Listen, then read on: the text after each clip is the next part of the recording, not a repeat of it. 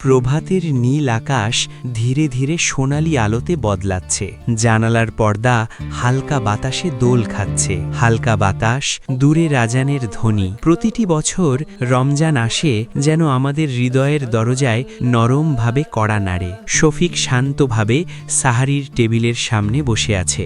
একটি গ্লাস পানি এবং খেজুর টেবিলের পাশে। যতই আমরা হারিয়ে যাই, আল্লাহর রহমত সব সময় আমাদের কাছেই থাকে। শফিক নামাজে দাঁড়িয়ে মুনাজাতে বলতে থাকে, ক্ষুধা শেখায় ধৈর্য, তৃষ্ণা শেখায় কৃতজ্ঞতা, আর প্রতিটি সিজদা যেন হৃদয়কে আরও হালকা করে তোলে। শফিক বিকালের উষ্ণ সোনালি সূর্যাস্তের আলোকে দান করে মসজিদের দিকে হেঁটে চলে যায়। রমজান ধীরে ধীরে হৃদয়কে নরম করে, পৃথিবীর ক্লান্তি দূর করে, শান্তি ফিরিয়ে আনে। দেখতে দেখতে লায়লাতুল কদরের রাত চলে আসে। হাজার মাসের চেয়ে উত্তম সেই রাতে আশা উজ্জ্বল হয়, পাপ ধুয়ে যায়। শান্ত পরিবেশ, নরম চাঁদের আলো, তারাগুলোর মৃদু ঝলক। শফিক নামাজে বসে আল্লাহর কাছে শুকরিয়া জানাতে থাকে রমজান মাস উপহার দেওয়ার জন্য।